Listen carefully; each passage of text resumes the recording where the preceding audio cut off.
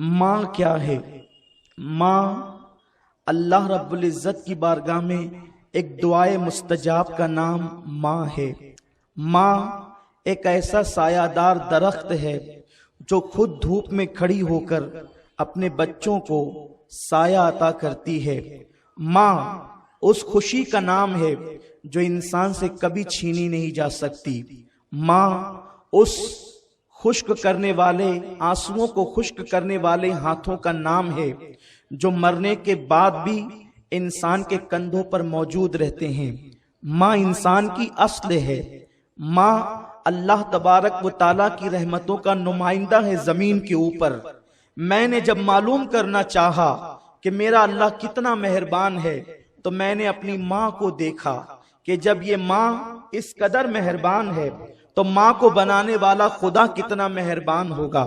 میں نے اپنے رب کو پہچانا ہے اس اعتبار سے کہ وہ مجھ سے کتنی محبت کرتا ہے۔ جب ماں اتنا پیار کرتی ہے تو وہ کتنا پیار کرتا ہوگا۔ تو ماں اللہ کی رحمتوں کا نمائندہ ہے زمین کے اوپر۔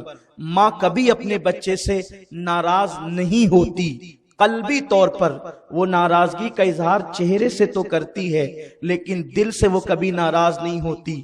ماں ایک اٹوٹ رشتہ ہے۔ ماں ایک سچی محبت ہے۔ ماں اخلاص کی جان ہے۔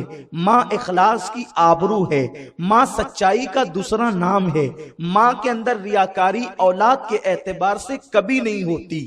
ماں وہ ہے کہ ایک بچے کے لیے وہ اپنا سب کچھ لٹا دیتی ہے۔ ماں اپنا سب کچھ لٹا کر اپنے بچے پر اپنی خوشیوں کو قربان کر دیتی ہے۔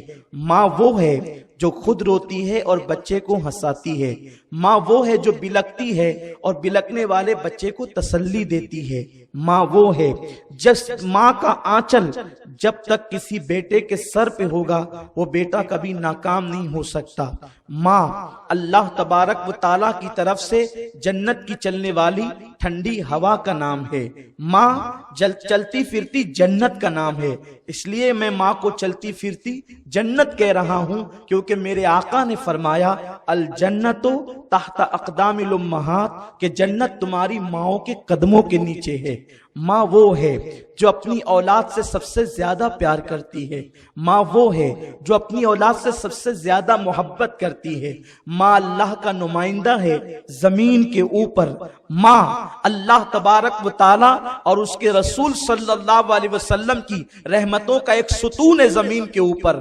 ماں اپنی اولاد کے لیے ہر کڑوا گھونٹ پی لیتی ہے اور اپنی اولاد کو خوشیاں عطا کرتی ہے۔ ماں کبھی بھی مایوسیوں کی لکیریں اپنے بیٹے کے ماتھے پر دیکھ نہیں سکتی۔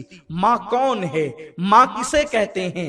ماں وہ ہے کہ جو ہاتھ اٹھاتی ہے تو اللہ کا عرش کانپنے لگتا ہے۔ ماں وہ ہے جس کی دعا خدا کبھی رد نہیں کرتا۔ ماں وہ ہے، ماں اگر مرغی ہو تو اس کے دل کے اندر بھی ممتا ہوا کرتی ہے۔ جب ماں جانور ہو تو اس کے اندر بھی ممتا ہوا کرتی ہے۔ اگر آپ نے ایک مرغی کو دیکھا ہوگا تو آپ کو پتا چلے گا کہ مرغی جب بچوں کو پیدا کرتی ہے، مرغی کے بچے انڈے سے نکلتے ہیں اور اس کو اگر کوئی دانہ مل جائے تو وہ مخصوص آواز نکال کر اپنے بچوں کو جمع کرتی ہے اور اس کے ٹکڑے کر کے اپنی چونچ کو اٹھا لیتی ہے۔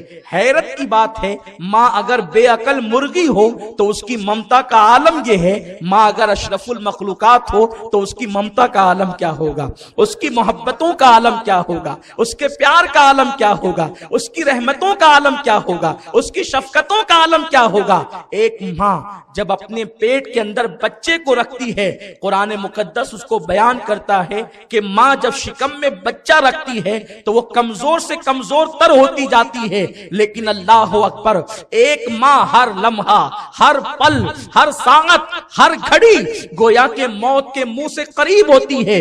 جب وہ اپنے پیٹ کے اندر بچہ رکھتی ہے اور جس وقت بچے کی ولادت ہوتی ہے، ہر سیکنڈ ماں ماں کبھی زندگی اور کبھی موت کے درمیان وہ چیلنجز سے مقابلہ کرتی ہے، لیکن حیرت ہے ماں اللہ اکبر زندگی اور موت کے درمیان کھیلتی ہے، لیکن جب بچہ جوان ہو جاتا ہے تو ماں کبھی نہیں کہتی کہ میں نے تجھے پیدا کیا ہے، میں نے تجھ پہ احسان کیا ہے۔